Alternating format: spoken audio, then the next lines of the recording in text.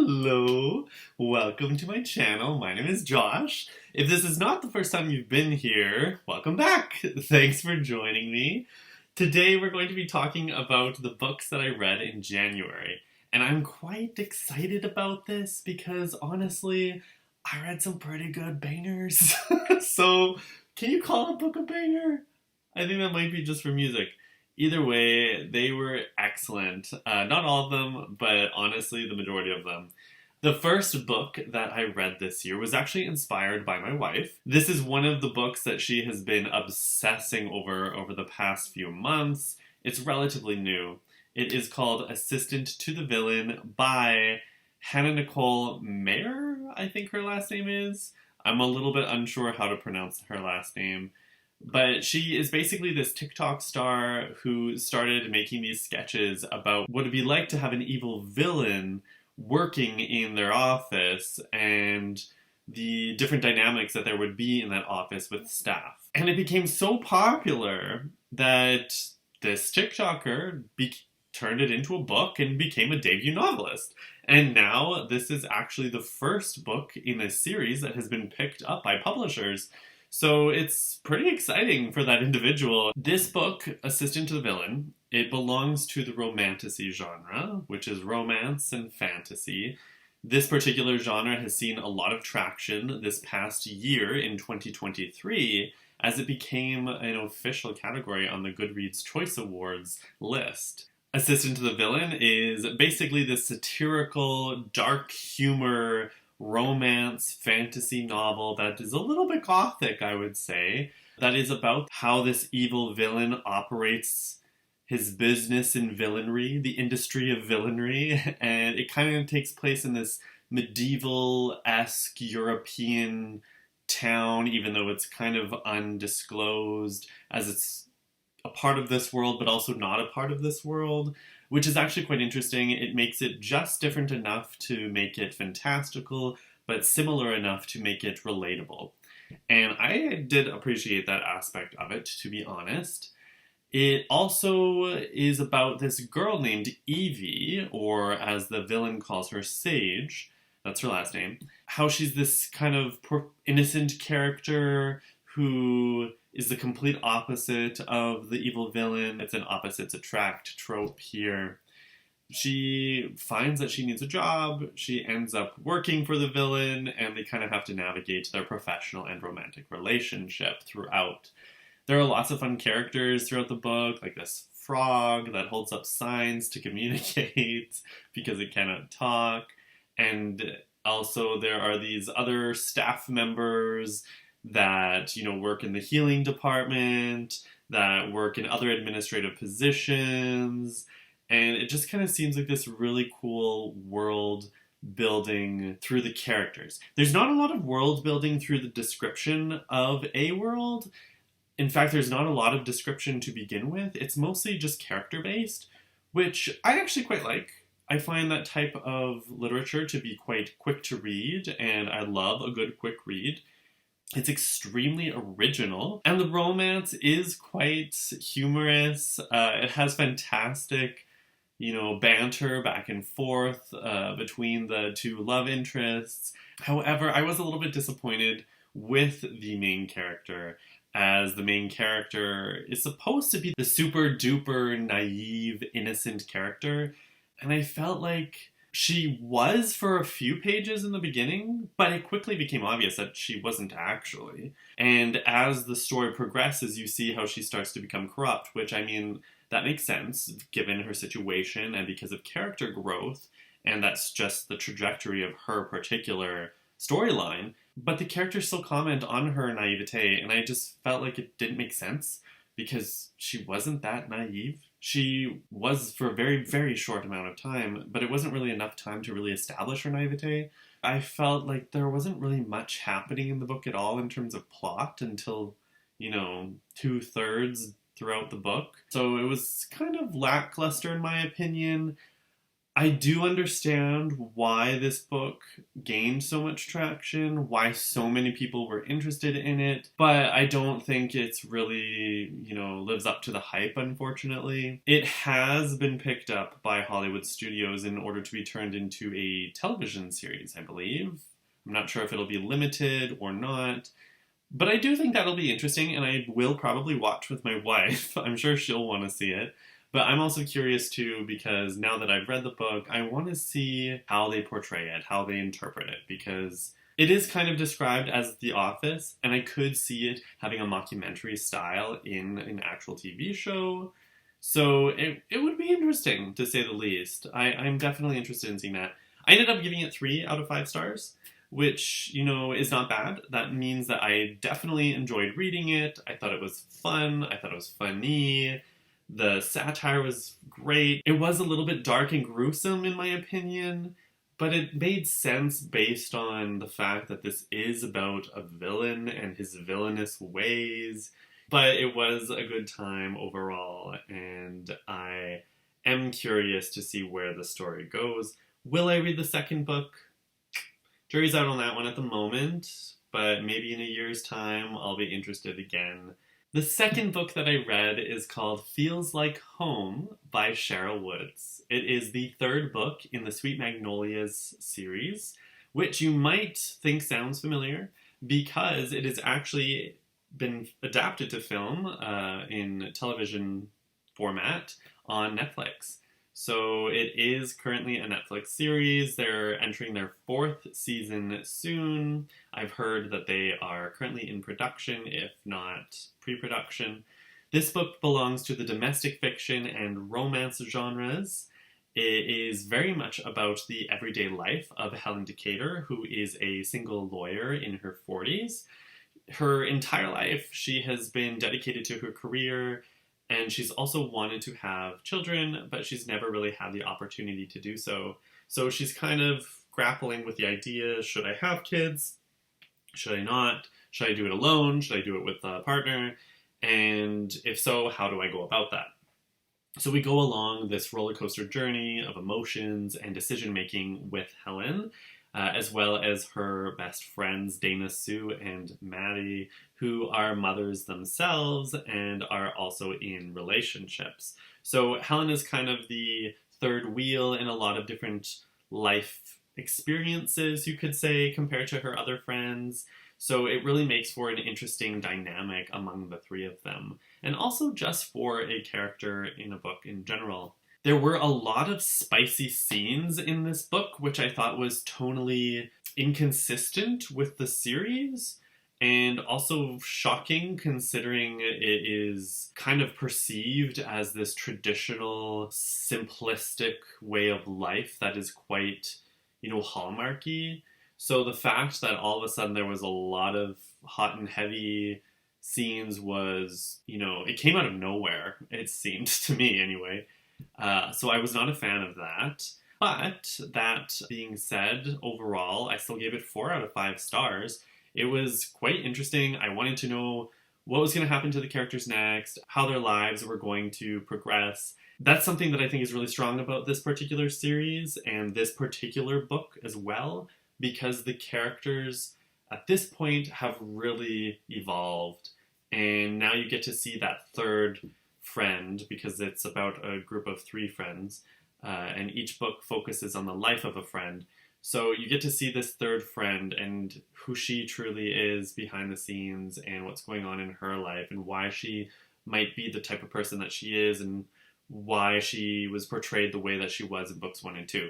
That is definitely a strength of this book series and this book. I also thought that this book was much more dramatic compared to the other 2 books, which was both a good thing and a bad thing, I feel like. Good in that it was, fascinating and interesting, everything that was going on, but bad in that it was really, really different from the other 2, to the point where it kind of made me question, why is this happening? This shouldn't happen in the world of this book series. It kind of seems otherworldly, It seems too much like the real world. And when you're reading these books, it's very much kind of this little, southern bubble in the United States with their traditional values and these more, simpler times type life, if that makes sense, That was definitely interesting, and it does intrigue me to read the fourth one, but the fourth one I have read is a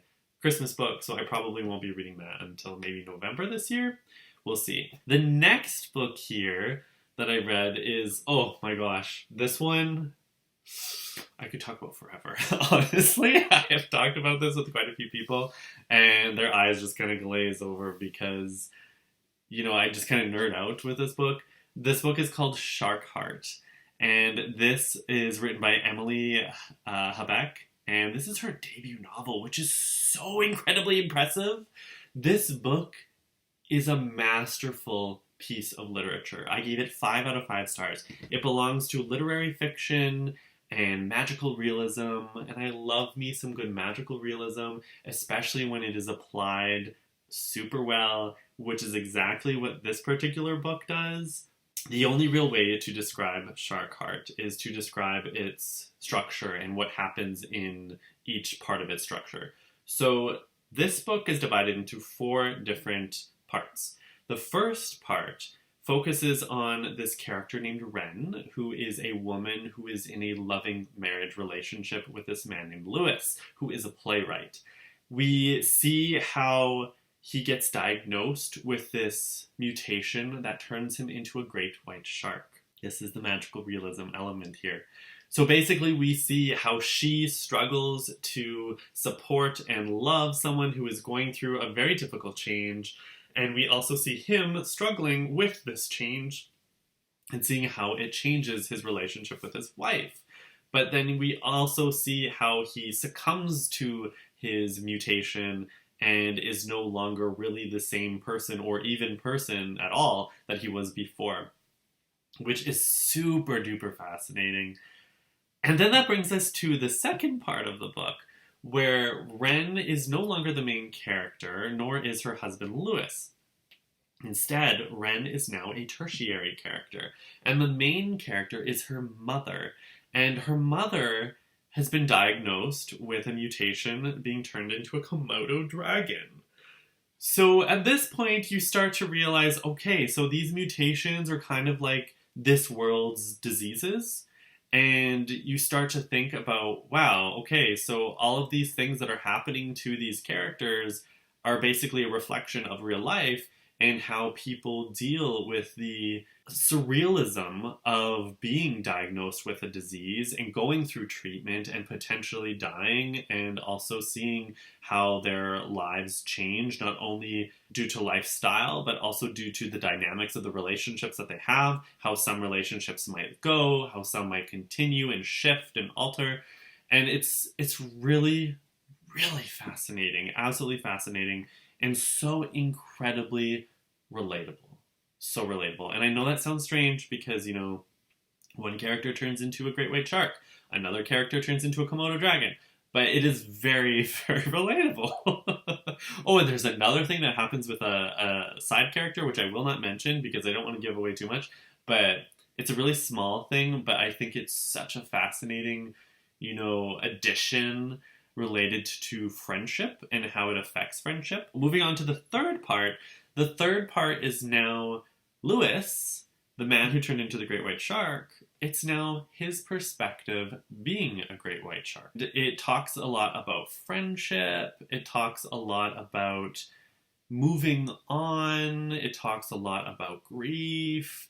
And it's this really strange but beautiful part of the book, which is just totally bananas and absurd, pretty much like the whole book is. But I feel like it just really speaks on the absurdity of life, on the fact that we have life, on the fact that we have life and death, on the fact that, where there is joy, there's also sadness, but if there's sadness, there's also joy. And it's just this constant dichotomy of different light and dark elements, and also difficult but easy aspects. And it's just such a balance of everything. And it kind of explores that balance, and explores, different love stories, not only romantic love, but, familial love and platonic love and friendship and estrangement and abandonment and yearning and so many different sub-emotions, subcategorical emotions, you could say, related to love. It's beautiful. Absolutely beautiful. I cried so many times.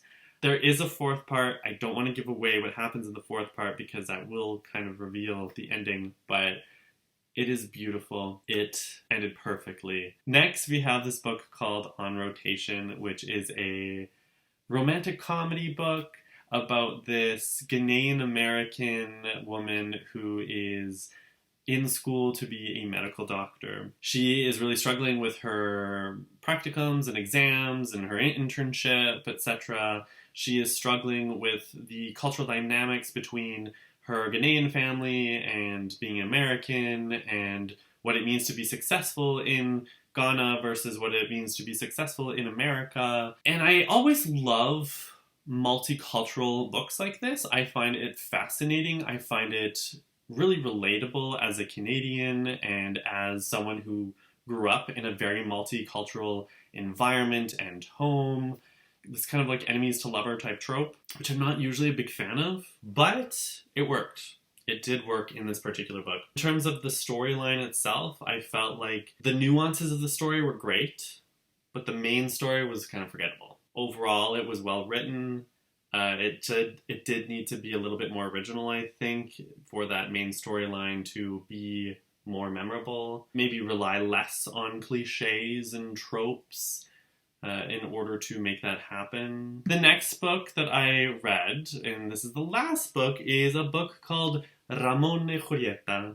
And this particular book is written by Alana Albertson. This is the first book in a series called Love and Tacos, but I'm pretty sure that this is one of those series where each book is not directly related to each other. Could be wrong, but that's kind of the impression that I got. Basically, this book, Ramon y Julieta, is a romance, and it relies on the enemies to lovers trope, even though it's more like a lover to enemy to lover trope, which is kind of interesting. So it does change it up a little bit. It's quite hallmarky in its main design, and what I mean by that is the story is about this woman who owns her own restaurant. It's a family restaurant. It's been around for a very long time. It's what brings pride to her family. It's very much how they keep their Mexican roots, where they live in San Diego in the United States. It's about how their business is bought out by this large corporation. It is the father of this man that she, gets into a relationship with. So there is a sticky situation there. There is a lot of difficulty in knowing where that fine line is between work and also romance. And it's also kind of a modern Mexican-American remake of Romeo and Juliet by William Shakespeare, which I actually quite like that aspect. There are a lot of references to Romeo and Juliet in the book. I really like this book, and I feel like I could have given it 4 out of 5 stars, but unfortunately I only gave it 3 out of 5 because it was just way too erotic for me. I did not like that aspect. I thought it was quite explicit, and shockingly so. What I'm saying is that when reading this book, it had this really pleasant, fun tone, and it had this great rapport between the two main characters, the two love interests, and it was funny, and the banter was great, and yes, there was vulgarity in some of the language, but it wasn't as extreme as whenever they hooked up, whenever they thought about hooking up. It was just so filthy, in my opinion, and it just came out of nowhere. And it kind of made this story more about lust than about love, which really bummed me out because I thought, oh, this would be such a good romance, but it's not really a romance. It's almost like an erotica. And that really disappointed me. But I will say that this book does admit to the lustfulness that is in the storyline because the characters do use that word a lot. They use love, I think they use love a couple times, but lust is the word that comes up often. And so it's really just a story about lust, which, in my opinion, sucks. But it has some great bones, great promise, and I really hope that this actually gets picked up to be turned into a movie, and I hope that it's turned into a romantic comedy, and they focus more on the romance than the lust, because honestly, I could see this being really good. And I could see this being one of my favorite movies, at least newer movies, because the storyline is that good. So those are the books that I read this month. 5 books. I'm definitely on my way to my goal of 24 this year. I'm looking forward to seeing what comes next. I have a book that has been shipped that is coming to me soon, so I look forward to reading that in a couple of days and also finishing some of the books that I'm currently reading. So yeah, let me know in the comments below what books you read this past month in January, and which ones were your favorite? Which ones were you disappointed by? Which ones did you DNF? Did you DNF any? I did not this month, so I'm happy to say that. But tell me all about it in the comments below. I look forward to reading it. Until next time, have a wonderful day, evening, morning, night, wherever you are, afternoon, and we'll see you next time. Until then, take care.